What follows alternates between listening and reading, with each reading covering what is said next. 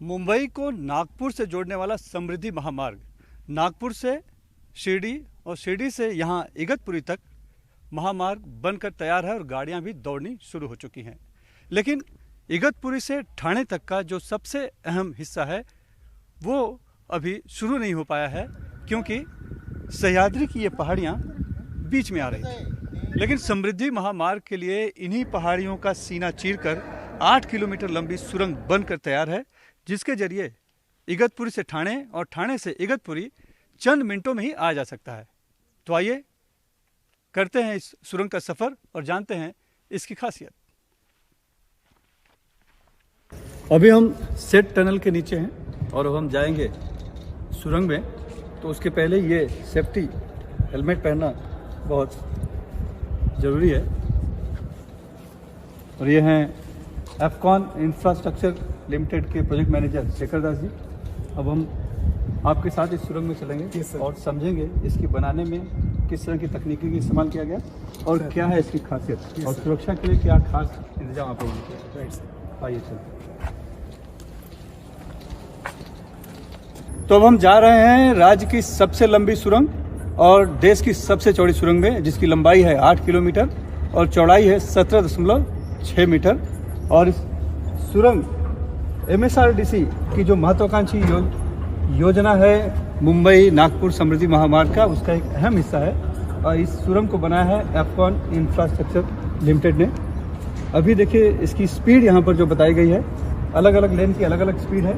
हम जो है 120 वाली लेन की स्पीड में है, लेकिन चूंकि अभी ये शुरू नहीं हुआ है तो अभी हम बहुत धीमी गति से जाएंगे, क्योंकि समझेंगे इसका निर्माण कैसे हुआ, किन चुनौतियों में हुआ और क्या है इसकी खासियत।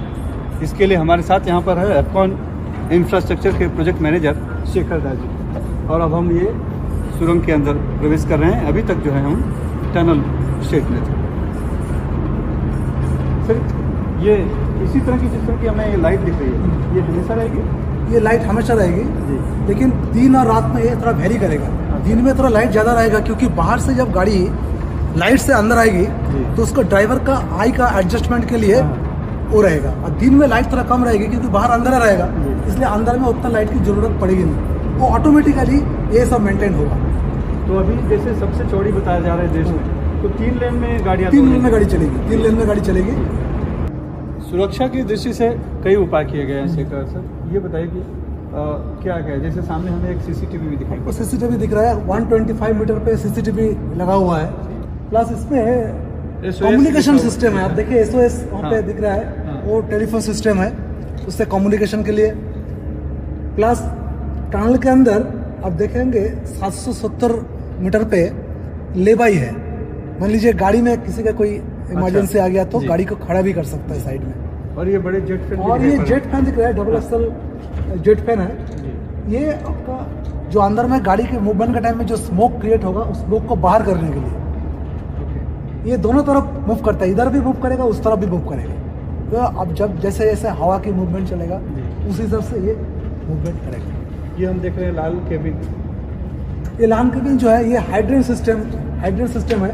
यहाँ पे व्हीकल में कोई आग लगने से ड्राइवर उतर के इससे अपना नोजल निकल करके वो जो है सीधा वो लाइट उसको ये कर सकता है। मतलब वो खुद ही जो कार का ओनर है, ड्राइवर है, जो ड्राइवर खुद ही कर सकता है सेल्फ इसके लिए। और ये पब्लिक अनाउंसमेंट सिस्टम है, है आपका। ये सारे जितना भी मॉडर्नाइजेशन ये क्या है, ऊपर में ये सब हाई प्रेशर मिस्ट सिस्टम का पाइपलाइंस है, डिफरेंट डाया के हैं। और इसके अंदर जो है आप देखे होंगे हर एक जगह में नोजल लगा हुआ है, या वो प्रेशर से पानी आके पाइप के थ्रू वो नजल के थ्रू जो है स्प्रे करेगा।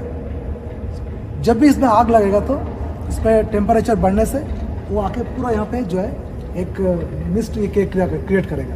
फायर सिस्टम देख रहे हैं कि 3 लेयर है एक तरह से, 3 लेयर है। एक तो है कि फायर फाइटिंग सिस्टम है, जिसमें कि ऊपर आपने पानी का टैंक भी बनाया हुआ, पानी स्टोर रहेगा, हमेशा स्टोर रहेगा पानी। और जब भी कोई भी इंसिडेंट होता है तो ये तुरंत एक्टिव होता है। बट हाइड्रेंट सिस्टम आप मैनुअल भी कर सकता है, ऑटोमेटिकली भी होगा, but this system is totally automatically. जैसे ही 60 डिग्री तक पहुँचेगा, जब भी 60 डिग्री टेम्परेचर पहुंच जाएगा, कोई फायर लगने से जब टेम्परेचर इंक्रीज होगा तो ऑटोमेटिकली उसका नोजल ओपन हो जाएगा और वो शुरू हो जाएगा। और दूसरी जो खास करके ये लेयर्स लगाए गए हैं दोनों तरफ ऊपर की, जो कि 200 डिग्री सेल्सियस तक ये 200 डिग्री सेंटीग्रेड टेम्परेचर में सस्टेन करेगा। हाँ।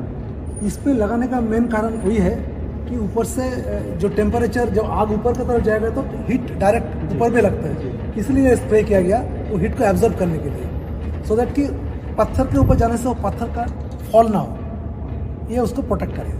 सबसे बड़ी समस्या होती है इस तरह के टनल में, जैसे हम जाते हैं तो इंटरनेट जो है वो मोबाइल का चला जाता है, तो इसमें हमने लीकी केबल प्रोवाइड किया। लीकी केबल से क्या होगा, सारा टनल में आपको इंटरनेट के कनेक्शन आपको मिलेंगे, प्लस इसमें अनाउंसमेंट भी होगा और जितना भी सेफ्टी आपको चाहिए सारा सेफ्टी हमें प्रोवाइड किया गया। ये सिस्टम जो है सारा स्काडा से रेगुलेट होगा, बाहर में स्काडा सिस्टम रहेगा, उस स्काडा सिस्टम से ये सारा चीज़ जो है तो वहाँ से सब कुछ कंट्रोल होगा, सब कुछ कंट्रोल होगा वहाँ से।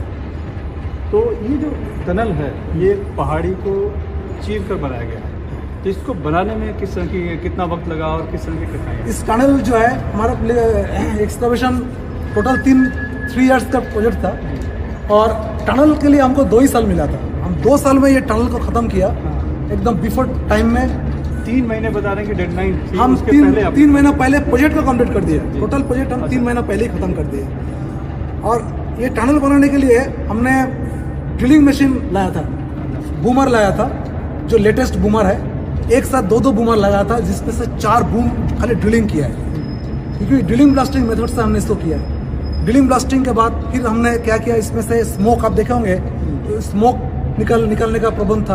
अंदर में हमने जो वर्कर्स है, जो मशीन चलता है, उसके लिए ऑक्सीजन चाहिए, तो ऑक्सीजन भी हम जो है वेंटिलेशन के थ्रू प्रोवाइड किया। इसी तरीके से हम टनल बनाया। उसके बाद ब्लास्टिंग के बाद जो मार्क है, उस मार्क को हम बाहर लेके जाके डिस्पोज ऑफ किया। उसको कैसे किया, उसके लिए जो लैंड लिया हमने प्राइवेट लैंड जा रहा है ये एक क्रॉस पैसेज आप देखें दिखाएंगे आपको, इससे हम जा सकते हैं। तो इस क्रॉस पैसेज से हम जाएंगे अभी। ये क्रॉस पैसेज इसलिए है कि मान लीजिए आगे कुछ दुर्घटना हो गई है, घटना हो गई है, कुछ हो गया है, तो जो लोग हैं सुरक्षित तौर पर दूसरा जो टनल है, यानी कि एक टनल जो 8 किलोमीटर की है ये इगतपुरी से मुंबई की तरफ जा रही है, तो दूसरी जो है वो मुंबई की तरफ से यहाँ इगतपुर की तरफ आ रही है, जो 8 किलोमीटर है, उसमें हम प्रवेश कर सकते हैं। देखिए इस तरह के ये पैसेज बनाए गए हैं, जिसके जरिए हम दूसरे टनल में जा सकते हैं, ताकि सुरक्षित लोगों को वहाँ पहुँचाया जा सके। ऐसे कितने पैसेज बनाए? इसमें 26 नंबर्स है। अच्छा। और ऊपर में देखिए पूरा केबल ट्रे लगा हुआ है। हाँ।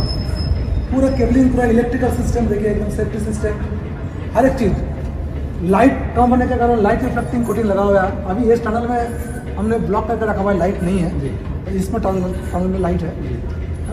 ये हमने दूसरा टनल से दूसरा ट्यूब में आ गया, देखिए। यानी हम एक सुरंग से अब दूसरी सुरंग में आ गए, यानी हम जा रहे थे ठाणे की तरफ, लेकिन हम अब आ गए हैं ठाणे से जो सुरंग इगतपुरी की तरफ आ रही है उसमें। ये है सुरक्षा का विशेष ख्याल और ध्यान रखा गया है। मेरे ख्याल से इस तरह के इतना पैसेज जो है देना और एक दूसरे में जाने की सुविधा देना, और जिस तरह के फायर फाइटिंग सिस्टम लगाए, ये पहली बार इस्तेमाल हो रहा होगा। ये टनल में जो हमने जो फायर फाइटिंग सिस्टम जो लगाया, जो हाई प्रेशर मिस सिस्टम है, इंडिया में फर्स्ट टाइम इस टनल में MSRDC ने इसको प्रोवाइड किया। और आपको एक बात बोला नहीं है, इस टनल को बनाने में जो चैलेंजेस जो हमने MSRDC के तरफ से लोकल जो एडमिनिस्ट्रेटिव अथॉरिटी है, उन्होंने हमको 24 आवर्स जिस तरीके से सपोर्ट किया, जो कि काबिल तारीफ है। मैंने उसका जितना भी हम बोलूँ कम होगा। फुल सपोर्ट मिला, तभी जाके हम इस प्रोजेक्ट को टाइम पर, बिफोर टाइम पर कंप्लीट कर पाया। तो चलते चलते अब हम पहुंच गए हैं इंक्लाइंड शाफ्ट की तरफ। सर शेखर जी, ये बताइए कि ये इसका क्या इस्तेमाल है, क्या उपयोग है और क्या इसकी अहमियत है? इंक्लाइंड शाफ्ट जो है ये वेंटिलेशन पर्पस के लिए बनाया। और मेनली अभी जो टनल कंप्लीट होने के बाद आप देखेंगे कि टनल में कुछ भी इंसिडेंट होने से सारा व्हीकल को हम इसके थ्रू हम बाहर लेके जा सकता है, अप टू कसारा। अच्छा, अप टू कसारा लेके जा सकते हैं। ये बनाने से जो टनल कंस्ट्रक्शन में हमें बहुत मदद मिला है। ये पूरा इससे हम गाड़ी से जा सकते हैं? पूरा गाड़ी से जा सकते हैं, कोई भी गाड़ी यहाँ से, गाड़ी का उसी साइज का हिसाब से हमने इसको बनाया है। ये 9 मीटर चौड़ा है और 8.5 मीटर ऊंचा है। ये डी शेप है। यानी एक तो एक क्रॉस पैसेज ऐसे आपने 26 दिए हैं। इसमें क्या किया, ये 504 मीटर इंक्लाइन शाफ्ट है। इससे आके हम टनल में आया। टनल को कनेक्ट करने के बाद थ्रू क्रॉस पैसेज जो है दूसरा ट्यूब में गया। तो इस ट्यूब में और उस ट्यूब में अनदर 2+2 4 फेस क्रिएट किया। 4 फेस क्रिएट करके हमने टनल एक्सकवेशन किया। इससे क्या हुआ, नंबर ऑफ फेसेस इंक्रीज होने से टनल का प्रोग्रेस इंक्रीज हुआ, जस्ट डबल हो गया। तो दास सर अब हम आ गए बाहर की तरफ। हम 8 किलोमीटर हम लंबा टनल तय करके अभी हम बाहर की तरफ आ गया। आगे हमें एक वायडक्ट मिलेंगे, दिस इज वायडक्ट 2, जो कि बैलेंस्ड कैंटिलीवर स्ट्रक्चर है। This is a very challenging structure, आपको दिखाएंगे हम आगे। मतलब सिर्फ 5 से 7 मिनट लगा हमें बाहर आने में। बस 7 मीटर आपको तय करना है, 7 मीटर में ये टनल तय कर सकते हैं। ये हम मुंबई की तरफ जा रहे हैं आगे। ये टुवर्ड्स मुंबई जा रहा है और वो वाला ट्यूब से जो हम सीधा नागपुर जाएंगे। तो इस तरह इस पहाड़ी को चीरते हुए जो सुरंग बनी है उससे होते हुए हम बाहर आ गए हैं मुंबई की तरफ। और इसके बाद का जो सफ़र होगा वो इस वायाडक्ट से होगा, जो कि पहाड़ियों से होते हुए